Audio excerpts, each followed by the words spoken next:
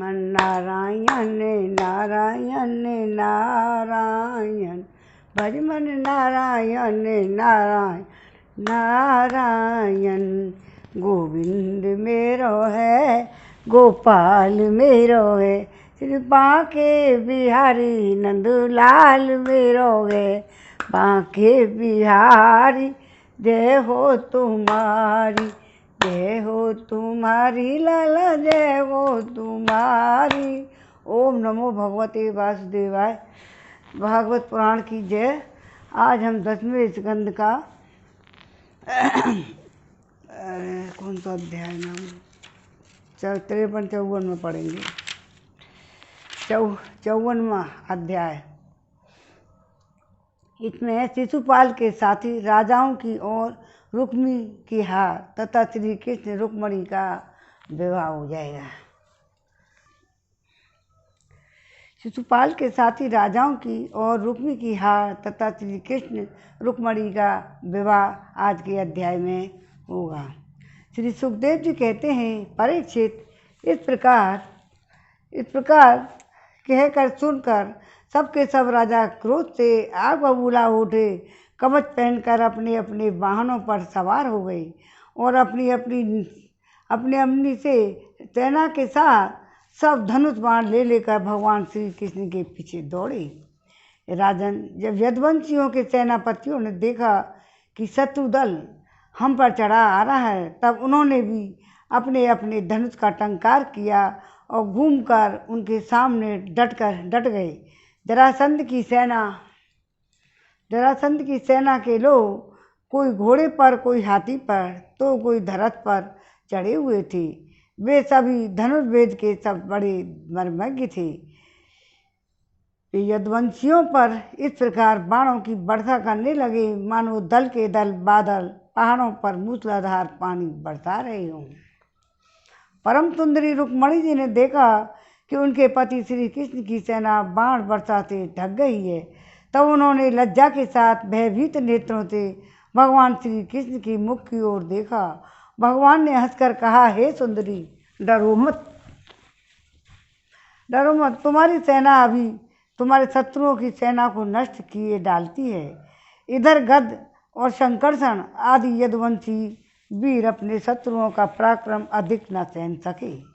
वे अपने बाणों से शत्रुओं के हाथी घोड़े रथों को छिन्न भिन्न करने लगे।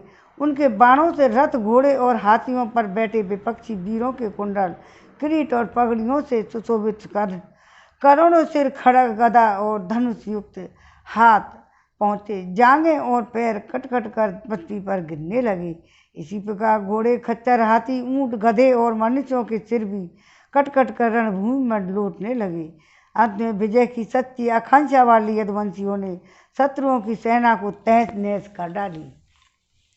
जरासंध आदि सभी राजा युद्ध में पीठ दिखाकर भाग गए।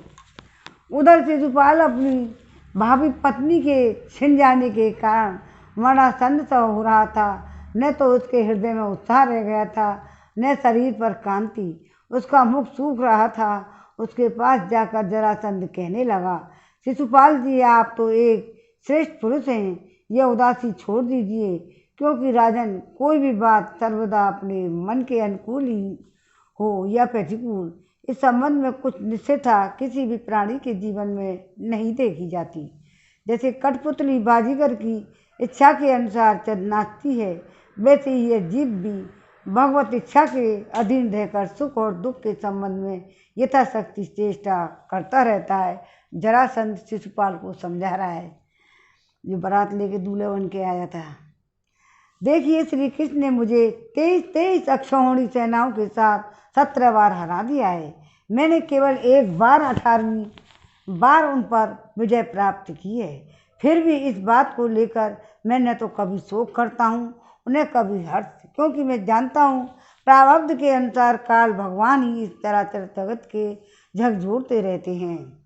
इसमें संदेह नहीं कि हम लोग बड़े बड़े वीर सेनापतियों के भी नायक हैं। फिर भी इस समय श्री कृष्ण के द्वारा सुरक्षित यदुवंशियों की थोड़ी सी सेना ने हमें हरा दिया है। इस बार हमारे शत्रुओं की ही जीत हुई है, क्योंकि काल उन्हीं के अनुकूल था। जब काल हमारे दाहिने होगा तब हम भी उन्हें जीत लेंगे।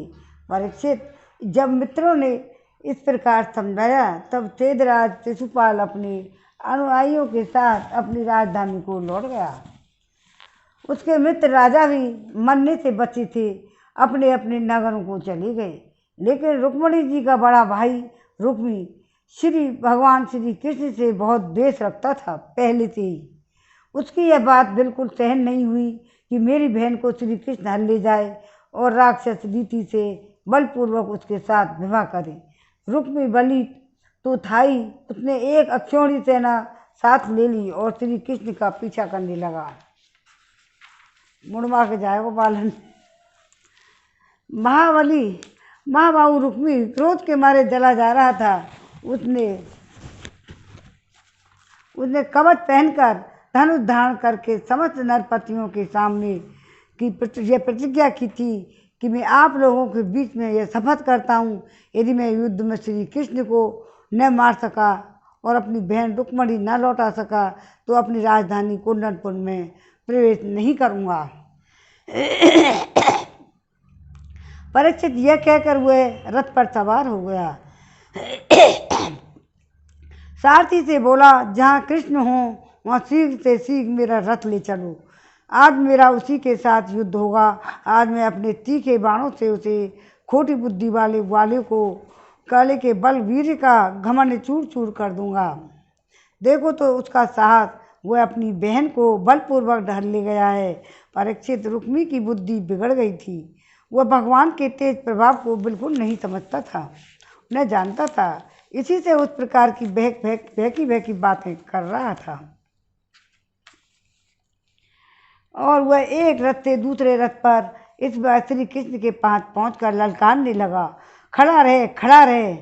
उसने अपने धनुष को बलपूर्वक खींचकर भगवान श्री कृष्ण की 3 बाण मारे और कहा, एक क्षण मेरे सामने ठहर। यदुवंशियों के कुल कलंक, जैसे कौआ होम की सामग्री चुराकर उड़ जाए, वैसे ही तू मेरी बहन को चुराकर वहाँ से भागा जा रहा है। अरे मंद, तू बड़ा मायावी और कपट युद्ध में कुशल है। आज मैं तेरा सारा गर्व खर्व किए डालता हूँ। देख, जब तक मेरे बाण तुझे धरती पर सुला नहीं देते, उसके पहले ही इसका बच्ची को छोड़कर भाग जा। रुक्मी की बात सुनकर भगवान श्री कृष्ण मुस्कुराने लगे। उन्होंने उसका धनुष काट डाला और उस पर 6 बाण छोड़े। साथ ही भगवान श्री कृष्ण ने 8 बाण उसके 4 घोड़ों पर और 2 सारथी घोड़ छोड़े और 3 बाणों सारथी पर छोड़े और 3 बाणों से उसके रथ की ध्वजा काट डाली। अब तब रुक्मी ने दूसरा धनुष उठाया और भगवान श्री कृष्ण की 5 बाण मारे। उन बाणों में लगने पर उन्होंने उसका वह धनुष भी काट डाला। रुक्मी ने उसके बाद एक और धनुष लिया, परंतु हाथ में लेते अविनाशी अच्युत ने उसे भी काट डाला। इस प्रकार रुक्मी ने परिपठित शूल, ढाल, तलवार, शक्ति और तोमर जितने ऐसे शस्त्र उठाए उन सभी को भगवान ने प्रहार करने के पहले ही काट डाला। अब रुक्मी क्रोधवश हाथ में तलवार लेकर भगवान श्री कृष्ण को मार डालने की इच्छा से रथ से कूद पड़ा। इस प्रकार उसकी चिपटा जैसे पतंगा आग की ओर लपकता है।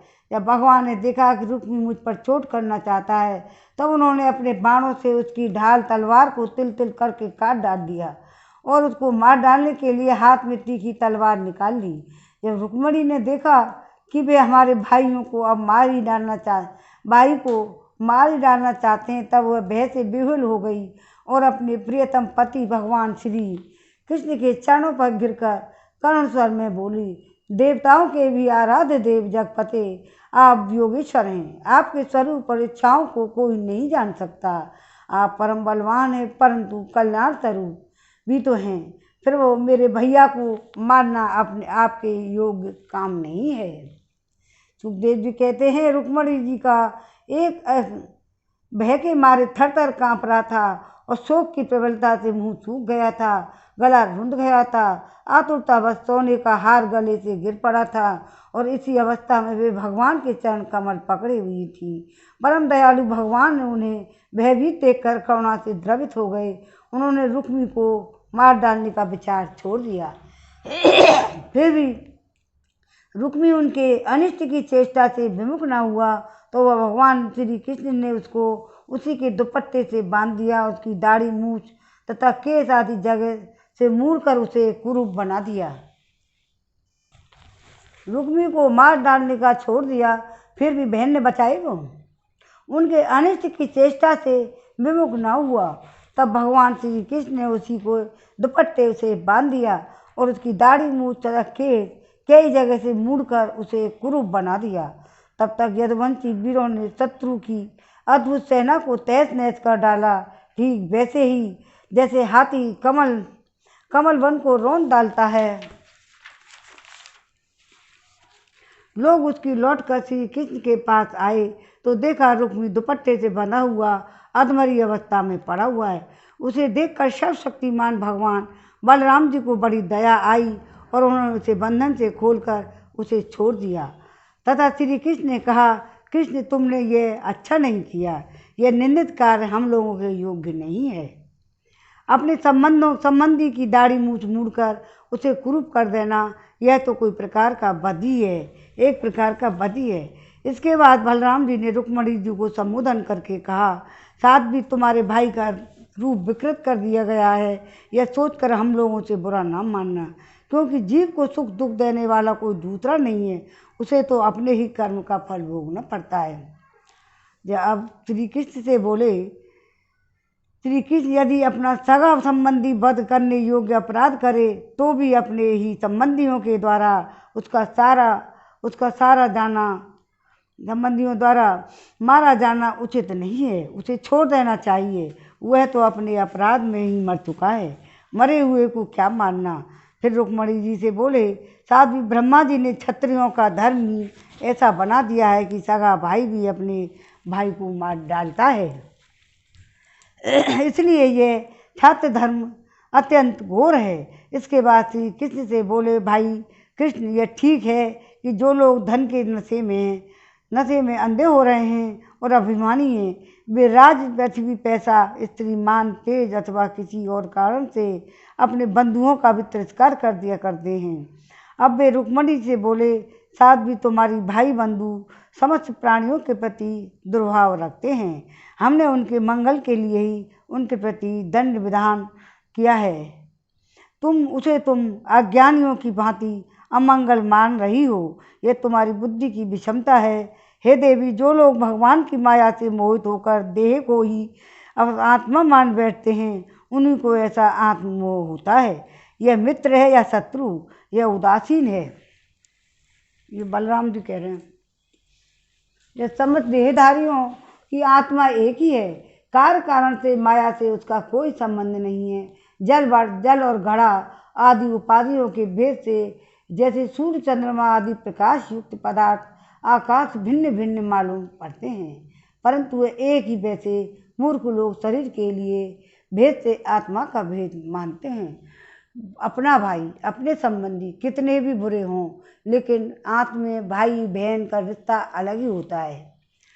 तो यह शरीर आदि और आत्मा अंत वाला है। पंचभूत पंच प्राण तंत्र मात्रा त्रिगुण ही इसका स्वरूप है। पंचभूत पंच प्राण तंत्र मात्रा तन्मात्रा त्रिगुण और उसका स्वरूप है। आत्माओं में उसके अज्ञान से ही इसकी कल्पना हुई है, और यह कल्पित शरीर ही जो उसे मैं समझता है उसको जन्म मृत्यु के चक्कर में ले जाता है। हे साध्वी, नेत्र और रूप दोनों ही सूर्य के द्वारा प्रकाशित होते हैं, सूर्य ही उनका कारण है, इसलिए सूर्य के साथ नेत्र और रूप का ना तो कभी वियोग होता है ना संयोग। इसी प्रकार सभी संसार की सत्ता आप सत्ता कारण जान पड़ती है। समस्त संसार का प्रकाशक आत्मा ही है। फिर आत्मा के साथ दूसरे असत पदार्थों का संयोग या वियोग हो ही कैसे सकता है। जन्म लेना रहना बढ़ना बदलना घटना और मरना, ये सारे विकार शरीर के ही होते हैं, आत्मा के नहीं। जैसे कृष्ण पक्ष में कलाओं का ही क्षय होता है, चंद्रमा का नहीं। परंतु अमावस्या के दिन व्यवहार में लोग चंद्रमा का ही क्षय हुआ मानते कहते हैं। चंद्रमा का क्षय हुआ, अंधेरी रात हो गई है कैसे सुनते हैं। वैसे ही जन्म मृत्यु आदि सारे विकार शरीर के ही होते हैं, परंतु लोग उसे भ्रमवश अपने आत्मा का मान लेते हैं। आत्मा तो अमर होती है, जैसे सोया हुआ पुरुष किसी पदार्थ के न होने पर भी स्वप्न में भोगता भोग्य भोग रूप फलों का अनुभव करता है, उसी प्रकार अज्ञानी लोग झूठ मूठ संसार चक्र के अनुभव करते हैं। इसलिए साध्वी, अज्ञान के कारण होने वाले इस शोक को त्याग दो। यह शोक अंतःकरण को मुरझा देता है, मोहित कर देता है, इसलिए उसे छोड़कर तुम अपने स्वरूप में स्थिर हो जाओ। श्री सुखदेव जी कहते हैं, परीक्षित, जब बलराम जी ने इस प्रकार समझाया, परम सुंदरी रुक्मणी जी ने अपना मन का मैल मिटाकर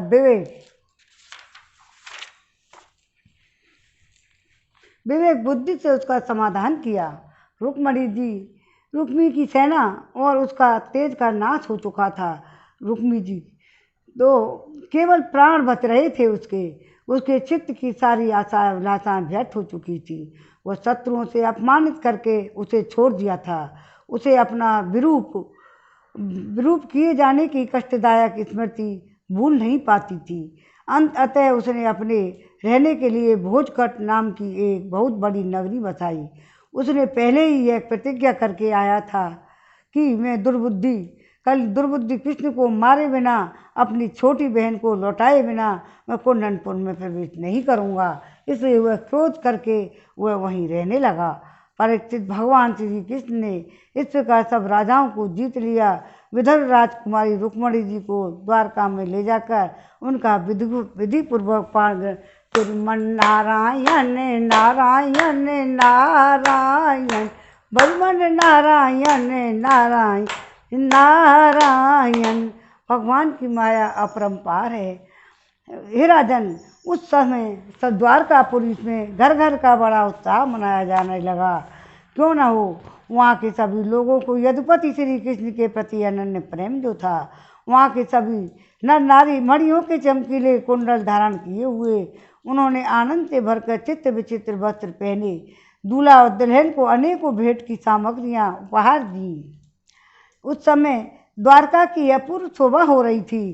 कहीं कहीं तो बड़ी पताकाएँ बहुत ही ऊंचे तक फहराई जा रही थी। चित्र विचित्र मालाएँ, वस्त्र और रत्नों की तोरण बंधे हुए थे। द्वार द्वार पर दूब, खील आदि मंगल की वस्तुएं सजाई हुई थी। जल भरे कलश, अरग्जा और धूप की सुगंध और दीपावली से बड़ी ही विलक्षण शोभा हो रही थी। मित्र नरपति आमंत्रित किए गए। उनके मत वाले हाथियों के मत से द्वारका की सड़क और गलियों का छिड़काव हो गया। प्रत्येक दरवाजे पर केलों के खंभे, सुपारी के पेड़ रोपे गए। बहुत ही भले मालूम होते थे। उस उत्सव में कुतूहल बस इधर उधर दौड़ धूप करते हुए बंधु वर्गों में कुरु, संजय, सृजय, केकय, विदर्भ, यदु और कुंत आदि वंशों के लोग परस्पर आनंद मना रहे थे। जहाँ तहाँ रुक्मणी हरण की ही गाथा हो रही थी। गाथा गाने लगे। अब तुम उसे सुनकर राजा कंधराज कन्याएं अत्यंत विस्मित हो गईं। महाराज, भगवती लक्ष्मी जी रुक्मणी के रूप में साक्षात लक्ष्मी जी हैं। भगवान श्री कृष्ण के साथ देखकर द्वारकावासी नर नारियों को परम आनंद हुआ। श्रीमन नारायण नारायण नारायण भजमन नारायण नारायण नारायण। गोविंद मेरो है, गोपाल मेरो है, श्री बांके बिहारी नंदलाल मेरा है। गोविंद मेरो है, गोपाल मेरो है, श्री बांके बिहारी नंदलाल मेरो है। मैंने मानुष जन्म तुझको हीरा दिया, जो तू वृथा गमाए तो मैं क्या करूं।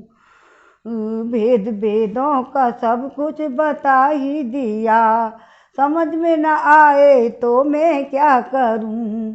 अंत दुग्धादि भी मैंने तुमको खाने को दिया, मेवा मिष्ठान भी मैंने पैदा किया, फिर भी निर्दयी जीव के स्वाद पर अगर तू मांस खाए तो मैं क्या करूं। दिन दुखियों के दिल को दुखाने लगा, रात दिन पाप में मन लगाने लगा। तूने जैसा किया वैसा पाने लगा, आज आंसू बहाए तो मैं क्या करूं। नाम मेरा तेरे पाप भी काट दे, तू बुरा कर्म करने से मन डांट ले। छोड़कर सब कुछ आ जा मेरी शरण, जो शरण में न आए तो मैं क्या करूं। त्याग कर छल कपट आ जा मेरी शरण, छूट जाए सहज तेरा आवागमन। राधा अगर तू जो न माने बचन, बैठे जीवन गंवाए तो माँ क्या करूं। मैंने मानुष जन्म में तुझको हीरा दिया, जो तू वृथा ही गंवाए तो मैं क्या करूं। अब 54वें अध्याय का विराम हो गया है, अब 55 में पढ़ेंगे। चलो। हरे कृष्ण ओ हरे मुरारी, हे नाथ नारायण वासुदेवा। पद्मन नारायण नारायण नारायण, गोविंद मेरो है गोपाल मेरो है, कृपा के बिहारी नंदलाल मेरो है। बांके बिहारी जय हो तुम्हारी, जय हो तुम्हारी लाला जय हो तुम्हारी। अब 55वां अध्याय ऋग्वेद ग्रंथ का प्रद्युम्न का जन्म और सम्मासुर का वध हुआ। श्री सुखदेव जी कहते हैं, परीक्षित, कामदेव भगवान वासुदेव के ही अंश हैं। वे पहले रुद्र भगवान की क्रोधाग्नि से भस्म हो गए थे। अब फिर शरीर प्राप्ति के लिए उन्होंने अपने अंशी भगवान वासुदेव का ही आश्रय लिया। वे ही काम अब की बार भगवान श्री कृष्ण के द्वारा रुक्मणी जी के गर्भ से उत्पन्न हुए और प्रद्युम्न नाम से जगत में प्रसिद्ध हुए। प्रद्युम्न नाम से जगत में जब प्रसिद्ध हुए, सौंदर्य, वीर और सौशील्य और सद्गुणों में भगवान श्री कृष्ण से भी किसी प्रकार कम न थे। बालक प्रद्युम्न अभी 10 दिन के भी न हुए थे। कामरूप सम्भासुर वेश बदलकर सूतिका गृह से उन्हें हर ले गया और समुद्र में फेंक कर अपने घर लौट गया। उसे मालूम हो गया था ये मेरा भावी शत्रु है। समुद्र में बालक प्रद्युम्न को एक बड़ी भारी मच्छी निगल गया। तदंतर मछुओं ने अपने बहुत बड़े जाल में फंसाकर दूसरी मछलियों के साथ उस मच्छी को भी पकड़ लिया और उन्होंने उसे ले जाकर सम्मासुर को भेंट के रूप में दे दिया। सम्मासुर के रसोइये ने यह अद्भुत मच्छी को उनका उठाकर रसोई घर में ले आई और कुल्हाड़ियों से उसे काटने लगी। रसोइया ने मत्स्य के पेट में बालक देकर उसे सम्मासुर की दासी मायावती को समर्पित किया। उसके मन में बड़ी शंका हुई। तब नारद जी ने आकर बालक का कामदेव होना, श्री कृष्ण की पत्नी रुक्मणी जी के गर्भ से जन्म लेना, मत्स्य के पेट में जाना, ये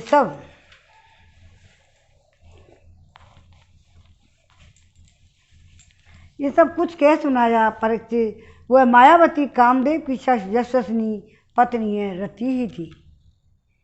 जिस दिन से शंकर जी के क्रोध से कामदेव शरीर भस्म हो गया था, वह उसी दिन से उसकी देह के पुनः उत्पन्न होने की प्रतीक्षा कर रही थी। उसी रति को सम्मासुर ने अपने यहाँ दाल भात बनाने के काम में नियुक्त कर रखा था। जब उसे मालूम हुआ कि इस शिशु के रूप में मेरे पति कामदेव ही हैं, तब वह उसके प्रति बहुत प्रेम करने लगी।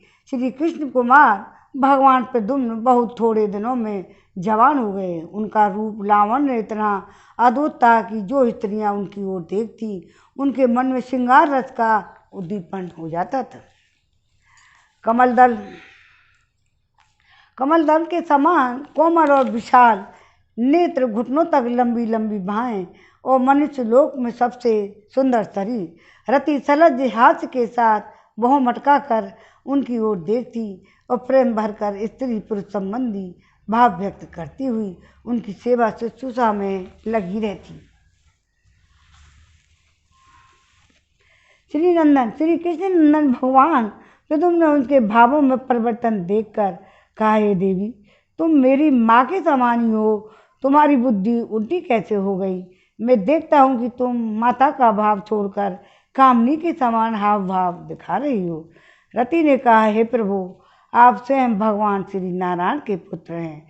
सम्मासुर आपकी सूत का गृह से चुरा लाया था।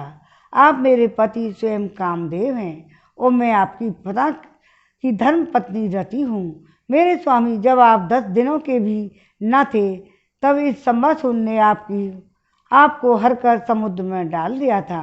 वहाँ एक मत्स्य आपको निगल गया, उसी के पेट में से आप यहाँ मुझे प्राप्त हुए हैं। यह सम्मासुर सैकड़ों प्रकार की माया जानता है। इसको अपने बस में कर लेने या जीत लेना बहुत ही कठिन है। आप अपने इस शत्रु की मोहन और माया के द्वारा नष्ट कर इसकी शत्रु की मोहन आदि मायाओं को द्वारा नष्ट कर डालिए। हे स्वामी, अपनी संतान आपकी स्त्री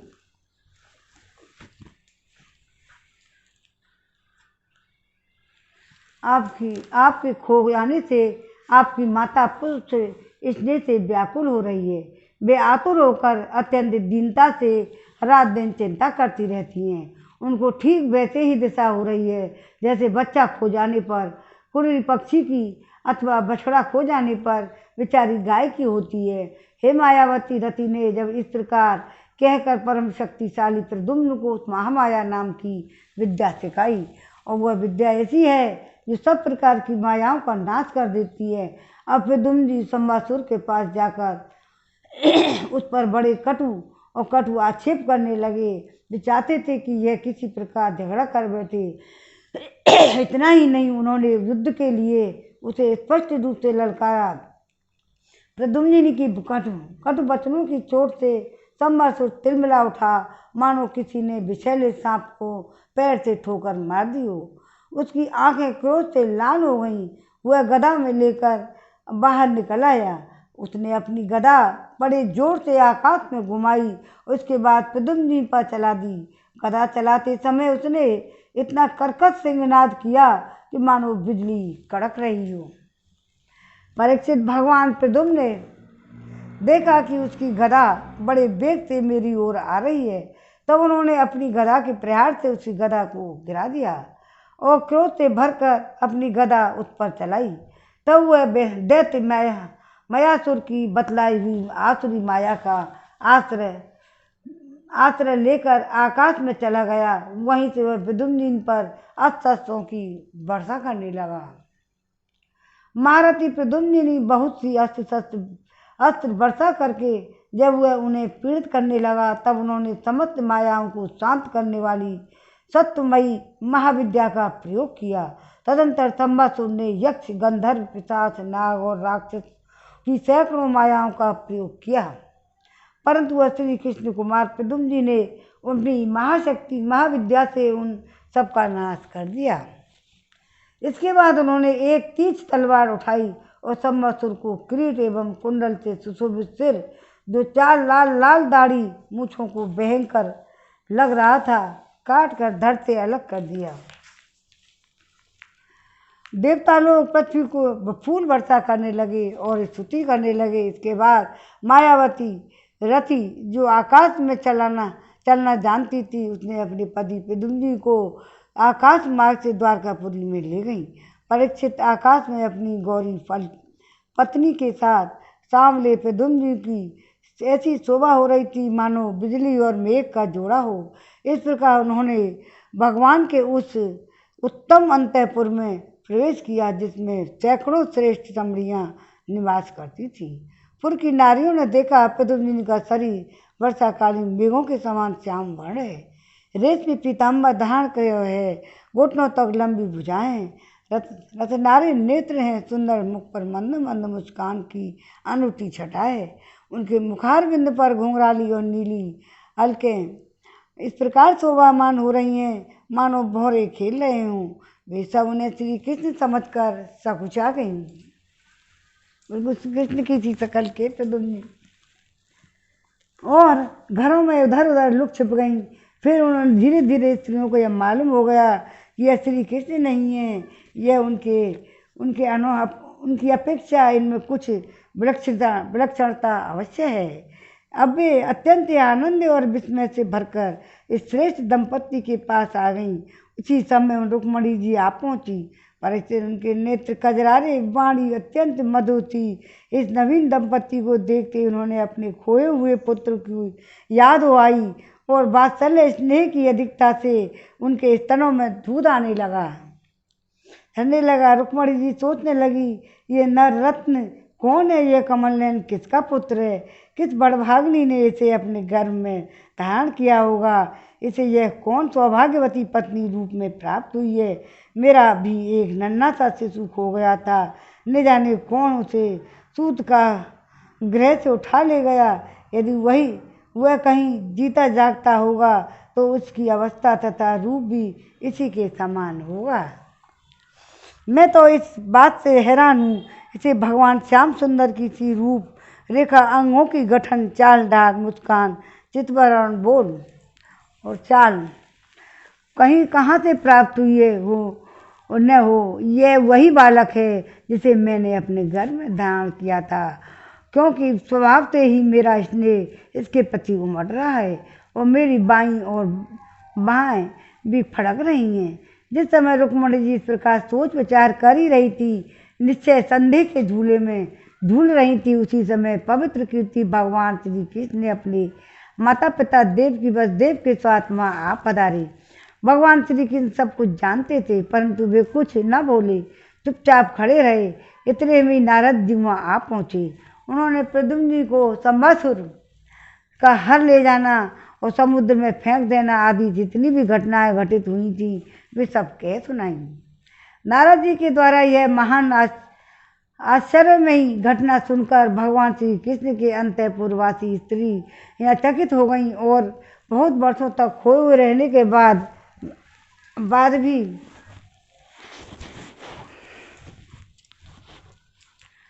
लौटे हुए प्रद्युम्न का इस प्रकार अभिनंदन करने लगी, मानो कोई मरकर जी उठाओ।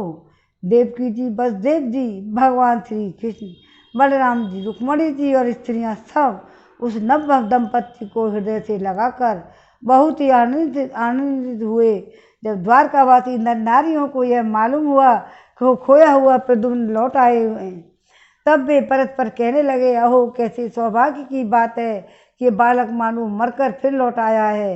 परीक्षित, प्रद्युम्न का रूप रंग भगवान श्री कृष्ण से इतना मिलता जुलता है कि उन्हें देखकर उनकी माताएं भी उन्हें अपना पतिदेव श्री कृष्ण समझकर मधुर भाव में मग्न हो जाती हैं और उनके सामने से हटकर एकांत में चली जाती थी।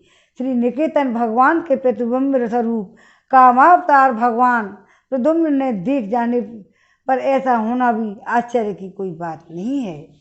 फिर थी इसमें तो और उन्हें देखकर दूसरी स्त्रियों का विचित्र दशा हो जाती थी, इसमें तो कहना ही क्या। श्रीमन नारायण नारायण नारायण, भजमन नारायण नारायण नारायण, गोविंद मेरो है गोपाल मेरो है, श्री बांके बिहारी नंद लाल मेरो है, बांके बिहारी जय हो तुम्हारी, जय हो तुम्हारी लाला जय हो तुम्हारी, गोविंद मेरो है गोपाल मेरो है, श्री बांके बिहारी नंद लाल मेरो है, गोपाल मेरो है गोविंद मेरो है, श्री बांके बिहारी नंद लाल मेरो है, जय हो गो हरे कृष्ण ओ हरे मुरारी, हे नाथ नारायण वासुदेवा। अब हम यहीं विराम दे देते हैं, आरती वारती हो जाए। श्री भागवत भगवान की है आरती, पापियों को पाप से है तारती। श्री भागवत भगवान की है आरती, पापियों को पाप से है तारती। ये अमर ग्रंथ ये मुख्य ग्रंथ ये पंचम वेद निराला, नव ज्योति जगाने वाला, हरि गान यही वरदान यही, जग की मंगल की आरती। पापियों को पाप से है तारती। ये शांति गीत पावन पुनीत सा कोप मिटाने वाला, हरि दर्श दिखाने वाला, है सुख करनी है दुख हरणी, श्री मधुसूदन की आरती। पापियों को पाप से है तारती। ये मधुर बोल जग फंद खोल, सन्मार्ग दिखाने वाला, बिगड़ी को बनाने वाला, श्री राम यही घनश्याम यही, प्रभु की महिमा की आरती। पापियों को पाप से है तारती, श्री भागवत भगवान की है आरती। पापियों को पाप से है तारती। ओम नमो भगवते वासुदेवाय नमः। आज के आनंद की जय जय जय श्री राधे राधे श्याम।